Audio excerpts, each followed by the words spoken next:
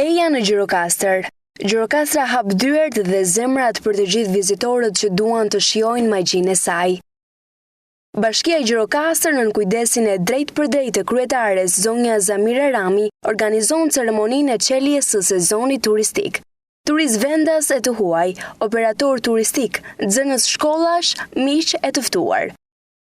Muzikë tradicionale, dekor i ri, kulinari, produkte artizanale, antikuar, guida e libra udhërrëfyes. Këto janë disa prej risive që sjellim për t'i dhënë Gjirokastrës sonë vëmendjen që meriton.